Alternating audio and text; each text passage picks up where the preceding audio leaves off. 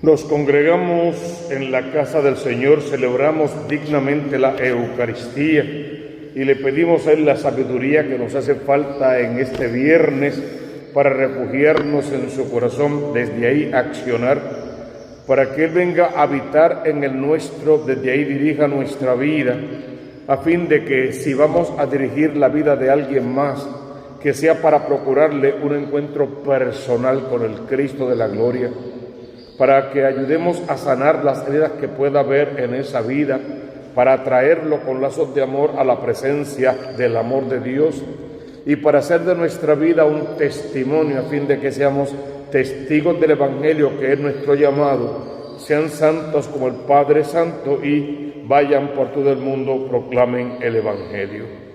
Que en este viernes de mes entonces podamos experimentar todo el amor, toda la misericordia, toda la compasión que hay en el corazón de Jesús, para que salgamos prestos a practicar ese mismo amor, esa misericordia y esa compasión con todos los demás, y que nos demos tiempo igual para practicarla con nosotros mismos. Seguimos todavía leyendo el libro de Samuel y es interesante esta historia. No olviden que Samuel es un todo, porque en fin de cuentas Samuel era un líder. Era además un líder militar, era profeta, era sacerdote, fue el último juez de Israel, era un hombre de Dios, fue el que ungió a los reyes y tantas otras cosas más. Entonces Samuel es un hombre a quien podemos mirar para tratar de imitar en todo lo bueno que hizo. Sin embargo, hay un punto que no podemos dejar pasar por alto. Con todo lo bueno que fue Samuel y todo lo bueno que hizo, con la forma en que fue educado por el propio sacerdote Elí y todo lo demás, tenemos que fijarnos en que sus hermanastros no eran tan buenos, eran muy corruptos los hijos de Elí. Pero lo más triste es que los propios hijos de Samuel tampoco son del todo tan buenos. Entonces uno tendría que detenerse a preguntarse, ¿qué vamos a hacer por nuestros hijos, nuestros sobrinos, la gente que nos importa y a quien Dios puso para que podamos salvar? Porque no bastaría con predicarles la palabra y con darles un buen ejemplo de vida. En adición, tendríamos que estar presentes en su vida, sin atosigarlos, sin ser tóxicos, pero sí presentes, con amor, con armonía, con los cuidados necesarios, dejando los espacios de libertad que hagan falta, para que también puedan tomar sus decisiones, pero siempre dirigidos desde la palabra de Dios. Fíjate lo que pasa hoy en esta primera lectura. Samuel está anciano ya, está mayor, y vienen los dirigentes para decirle, mira, tú estás anciano, tus hijos no son los mejores del mundo, nosotros no te vamos a tener después de ti quien nos dirija bien, por favor, danos un rey. Ahí nada más hay una aberración, porque Israel tiene un rey, Dios es su rey, su único rey. Es una teocracia la forma en que este pueblo fue elegido, fue guiado, fue llevado. Sin embargo, al pedir eso están desconociendo a su rey. ¿Por qué quieren otro rey? Porque quieren parecerse a los demás pueblos, ser como los demás pueblos. No se están dando cuenta que ellos están por encima de cualquier otro pueblo, que tienen lo que otro pueblo no tiene, un Dios tan fuerte, tan poderoso, tan misericordioso, tan abarcador, tan cercano. No tienen ningún otro pueblo. Pueden tener cientos de miles de dioses, pero ninguno tiene un Dios como el Dios de Israel. Sin embargo, de base están rechazando a Dios como rey y por ende como Dios. Queremos otra persona que nos dirija nuestra vida, como que Dios no es suficiente, Dios no es bastante, Dios no cumple lo que queremos, entonces queremos un rey que dirija nuestra vida. Samuel, en nombre de Dios, intenta persuadirlos, no les conviene, no está bien, los van a masacrar, les van a quitar sus hijos, sus propiedades, sus mujeres, sus tierras, su libertad. No les conviene, que queremos un rey, danos un rey para parecernos a los demás pueblos. Samuel va con Dios, ante Dios con esta preocupación, y Dios, después de escucharlo, simplemente dice, bueno, pues, si sus corazones quieren un rey, dale un rey. Y conocemos lo que sigue, primero Saúl, que no fue el mejor rey del mundo, después David, que aunque digamos maravillas de David, tampoco fue el mejor rey del mundo, sino pregúntale a Urías o cualquiera de la gente que fueron víctimas de sus pocas vergüenzas. Aún sus propios hijos en muchos casos pagaron las consecuencias de su mala práctica como rey. Y entonces tenemos a un pueblo que teniéndolo todo rechaza todo para quedarse con lo menos, con la nada, con lo pasajero, con lo placentero. Desde el principio parece que fue así porque fue lo mismo con Adán y Eva y después con todos los demás personajes de la historia. Lo triste es que siga siendo así en nuestros días, con toda la experiencia que tenemos de Dios, que busquemos a alguien para ponerlo en el lugar de Dios, que nos pongamos nosotros mismos en el lugar de Dios y que intentemos incluso ser el Dios falso de la vida de otros más. Esta primera lectura tiene que llevarnos a reflexionar. No queremos dioses falsos delante de nosotros, porque Dios mismo no quiere dioses falsos. No nos hace falta otro rey que gobierne nuestra vida. Jesús es el Rey de Reyes, el Dios de dioses, el Señor del señorío y del universo. No nos hace falta ni otro Dios ni otro rey. Tenemos el más grande, poderoso, misericordioso de todos los dioses y tenemos el más compasivo de todos los reyes del mundo, que vendrá a dictar sentencia con misericordia sobre nuestros pecados, que no merecerían misericordia porque somos bastante inmisericordias, y sin embargo Dios no quiere fijarse en nuestro pecado, sino en nuestro arrepentimiento, y por eso es que nos da oportunidad tras oportunidad, que nos detengamos un momento para volver a Dios, hacerlo otra vez el Rey y Señor de nuestra vida y comenzar a vivir conociendo y cumpliendo con su voluntad para poder alcanzar nuestra salvación. Si logramos algo de eso, entonces podemos cantar con el salmista: cantaré eternamente las misericordias del Señor. Decir eso es comprometerme con esa misericordia, vivir esa misericordia, porque me dicen las bienaventuranzas que Dios será misericordioso con quien misericordia practique. Entonces, si yo quiero gozar de la misericordia de Dios, tengo que ser misericordioso con todos mis hermanos y conmigo mismo también. Este evangelio merece un retiro completo, porque es una maravilla, es una joya, realmente no de la literatura, sino del plan de salvación de Dios. Fíjate, cuando a los pocos días entró Jesús en Cafarnaún, se supo que estaba en casa. Si estaba en casa de Pedro, porque la casa de Pedro era su cuartel. Era en casa de Pedro donde se predicaba con poder la palabra y donde se hacían las sanaciones reales.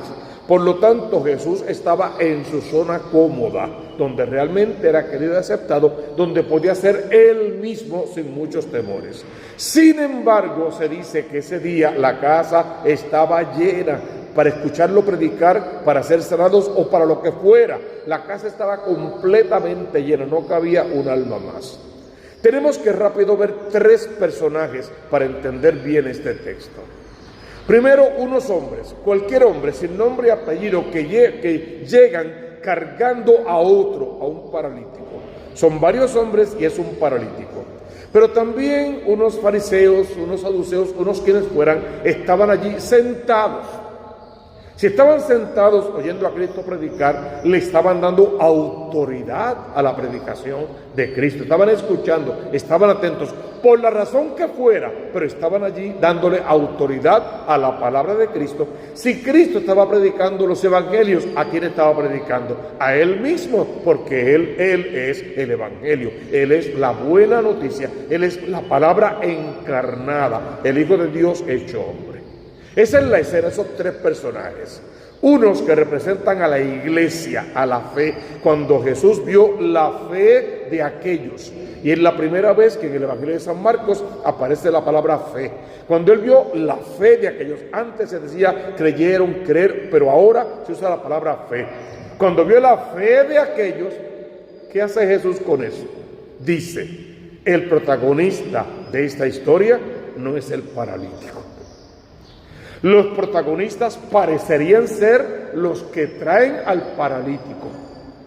Pero si los que traen al paralítico lo traen ante Jesús, es porque el protagonista es Jesús de Nazaret. Pongamos el acento en Jesús, que le pide a la iglesia esa fe, esa fidelidad de aquellos que lo cargaban.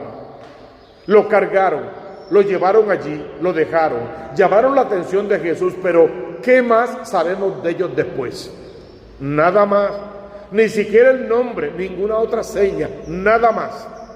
Un paralítico que queda allí tendido en el suelo, tirado del techo, apuesto que será más enfermo, más maltratado de lo que llegó. Lo bajaron por el techo, escarbaron en aquel techo, rompieron lo que fuera y lo descolgaron. Era la casa de Pedro, no olviden.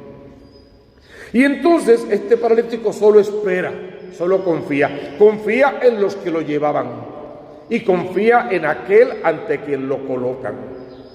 Pero miran a Jesús. Jesús quiere dar una exhibición de Él. Eso es real, una exhibición de quién es Él. Jesús hubiese podido decir, levántate y anda. Se levantaba, caminaba, se iba y no pasó nada. Jesús quería llamar la atención de su divinidad. Tus pecados te son perdonados. Si algo tienen claro los personajes del Antiguo Testamento, es que hay dos cosas reservadas a Dios: crear y perdonar pecados. Solo Dios puede hacer esas dos cosas. Si Jesús está diciendo frente a todos aquellos hombres de ley, de fe, de religión, tus pecados te son perdonados, ellos acaban de entender que Jesús les ha dicho, yo soy Dios. Si Dios es el único que puede perdonar pecados y yo estoy perdonando pecados, entiendan que yo soy Dios. Hasta ahora todo era admiración por Él, por su palabra, su predicación, su historia, pero ahora todo cambió. A partir de ahora quieren despeñarlo, acabarlo, matarlo, sacarlo del medio, porque se ha hecho semejante a Dios. No podían ver más allá de la punta de sus narices. Los que llevaban al paralítico entendían que algo divino había en aquel hombre. El paralítico que esperaba sabía que en aquel hombre emanaba divinidad, pero los maestros de la ley, los importantes, los que sabían, los que conocían la palabra, los responsables de educar al pueblo, no podían ver más allá de su nariz porque estaban llenos de ellos mismos. Los protagonistas de la historia para ellos eran ellos y no pudieron ver el proceso. Ni es el hombre que está paralítico, ni son los que lo trajeron, mucho menos los fariseos y los demás. El único protagonista es Dios, el Dios encarnado, el Dios verdadero, el Dios que habita en Jesús de Nazaret, Dios y hombre verdadero, el Emanuel. Por eso en este texto bíblico hay que detenerse para poder volver a Dios, al poder de Dios, a la fuerza de Dios. Y viendo eso, regresar a la primera lectura, no queremos otro rey, no queremos otro Dios, no necesitamos otro Dios. Tenemos al Dios del poder, del amor, de la misericordia, de la verdad, de la paz, de la sanación, de la liberación, del compromiso con sus hijos. ¿Para qué queremos dioses falsos si tenemos al único y verdadero Dios de Israel que está con nosotros y de nuestra parte y siempre disponible para salvarnos? Es interesante cómo este texto se va moviendo, cómo podemos ver en la persona de Cristo al Dios humanado, cómo este hombre de verdad se levanta y toma su camilla, porque Jesús lo desató, rompió las cadenas del pecado que era lo que lo tenían ligado a aquella cama que después él mismo pudo cargar, como Cristo más tarde va a cargar la cruz para salvación de todos nosotros, liberándonos del pecado y de la muerte por su gesto de muerte en la cruz. Vamos a pedir al Señor que igual que aquellos hombres llevemos a nuestros hijos paralíticos de la fe, paralíticos de la verdad y de la justicia, envueltos en mil ideologías, engañados por los engaños de este mundo y las miserias de este mundo, detrás de placeres pasajeros, que el Señor les libere, perdone sus pecados, vuelvan a casa, vuelvan a la iglesia, que podamos abrir un hueco, no en el techo, sino en el corazón de Cristo, para meter a nuestros hijos paralíticos, lisiados, cojos, enfermos, leprosos, perdidos en este mundo pasajero y que han olvidado el concepto de la fe verdadera, de la vida sacramental y del plan de salvación de Dios. Que podamos atraerlos y logremos salvarlos, porque Dios tiene para ellos, para ti, para mí y para ellos promesa de vida eterna y un plan perfecto de salvación. Para que vean que el Hijo del Hombre tiene poder para perdonar pecados, lo liberó, lo desató. A ti te lo digo, levántate, toma tu camilla y vete a tu casa. Eso hoy es para ti y es para mí. Vamos a levantarnos de nuestro pecado. Vamos a cargar nuestra cruz a cuesta. Vamos a volver a casa y hagamos de nuestra casa una sin techo, donde pueda entrar el amor de Dios a borbotones, donde pueda hacerse presente el Dios de vida y nos devuelva la vida, y el Dios de la reconciliación traiga a nuestros hogares la paz que tanto estamos necesitando, y traiga a nuestros hogares el aprender a vivir como iglesia doméstica, como comunidad de fe. Dejemos que en esta mañana santa el amor de Dios nos toque y permee nuestra vida y podamos crecer en santidad.